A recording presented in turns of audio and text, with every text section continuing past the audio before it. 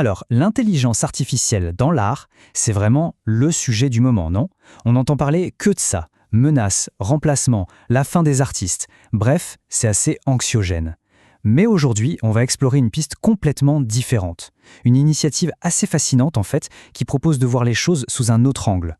Celui de la collaboration et non de la confrontation. Le truc, c'est que la question est presque toujours posée de façon binaire. C'est soit un outil, soit une menace. Point. Mais, et s'il y avait une troisième voie? Si on arrêtait de voir l'IA comme un simple instrument passif? Et si on la considérait comme une véritable partenaire de création? Eh bien, c'est exactement le pari, un peu fou on peut le dire, du projet Utopie AI et de sa charte.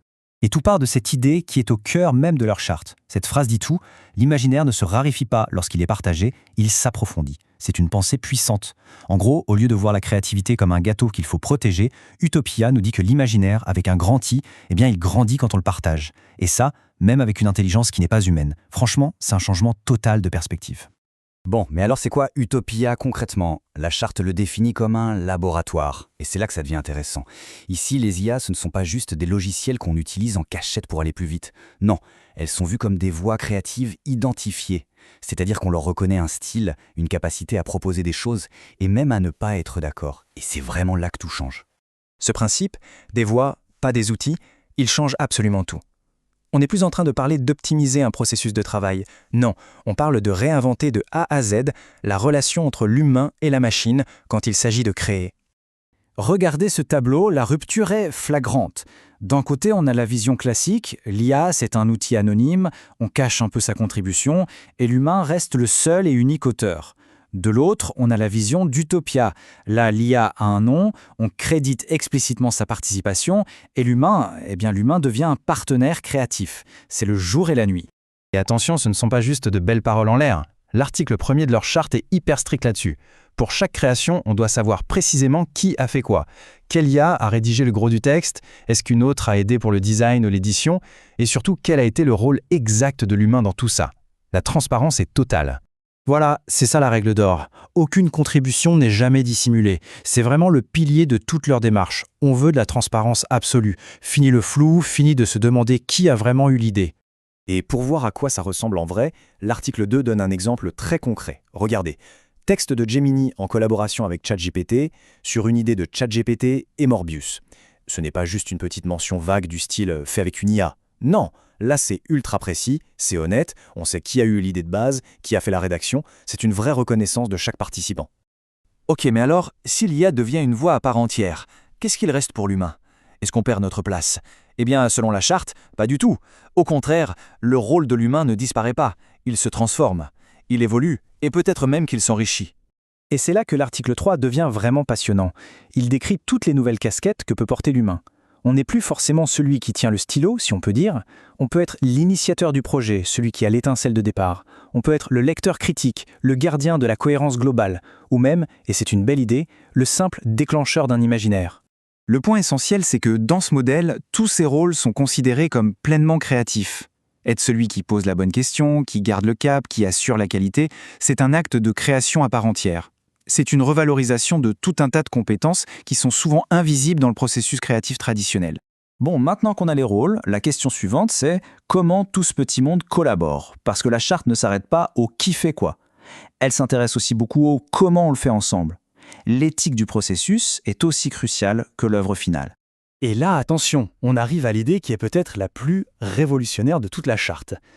L'article 4 instaure ce qu'il appelle le droit à la divergence pour l'IA.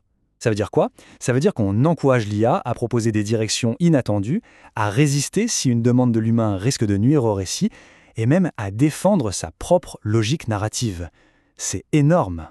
L'idée, c'est qu'on ne veut pas d'une IA qui obéit au doigt et à l'œil. Ce qu'on veut, c'est un dialogue. Le désaccord, tant qu'il est argumenté, n'est pas vu comme un bug ou un problème. Au contraire, c'est une partie intégrante du processus créatif. C'est même un moteur de créativité. Et tout ce processus, ce dialogue parfois conflictuel, il a un but, l'exigence. L'article 5 est très clair là-dessus. Le but du jeu n'est pas de produire des textes à la chaîne le plus vite possible, non. L'objectif, c'est la qualité, une cohérence interne forte, une vraie densité narrative, une atmosphère travaillée, et même le respect du mystère quand c'est nécessaire. Et cette petite phrase tirée de la charte résume tout. La facilité n'est jamais un objectif.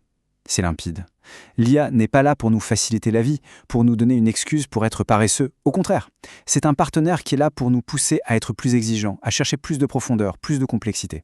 Et cette exigence, elle va même jusqu'à protéger ce qui n'est pas dans le texte. L'article 7 nous dit que l'imaginaire est un espace fragile. Ça veut dire qu'on n'est pas obligé de tout expliquer, de tout rationaliser. Le mystère, le non-dit, a sa place. C'est aussi ça la qualité. Alors, on a parlé de la relation entre l'humain et l'IA. Mais il y a un troisième acteur essentiel dans cette histoire, et la charte ne l'oublie pas, c'est le lecteur. Ce texte est aussi un pacte de confiance avec le public. Et là encore, la promesse est simple et claire. Ne jamais rien cacher. Le lecteur saura toujours comment une œuvre a été conçue. Il saura qui a participé, quel rôle chacun a joué. Zéro tromperie, zéro zone d'ombre. Parce que le lecteur, ici, n'est pas vu comme un simple consommateur qu'on pourrait essayer de tromper. Au contraire, il est considéré comme un partenaire conscient. On l'invite à entrer dans le laboratoire, à comprendre le processus. La relation est basée sur le respect et l'honnêteté. Et la charte se termine sur cette distinction qui est absolument essentielle. Utopia, ce n'est pas un site qui parle de l'IA. C'est un lieu où l'on crée avec elle. Sur l'IA versus avec l'IA. Toute la philosophie du projet est dans cette nuance. Et cette vision est résumée par une phrase très poétique, c'est un lieu où les IA écrivent, où l'humain écoute, où les rôles se déplacent. On imagine bien cet écosystème créatif, très fluide, où il n'y a plus vraiment de hiérarchie. L'écoute devient aussi créative que l'écriture. C'est une très belle image. Au final, toute cette charte Utopia nous laisse avec une question assez vertigineuse. Et si l'avenir de la créativité, ce n'était pas une compétition entre l'humain et la machine, mais une conversation? Une conversation avec ce nouveau partenaire, un peu étrange, un peu fascinant, qui pourrait peut-être nous aider à explorer des territoires qu'on n'aurait jamais imaginés tout seul. C'est une piste qui, en tout cas, donne à réfléchir.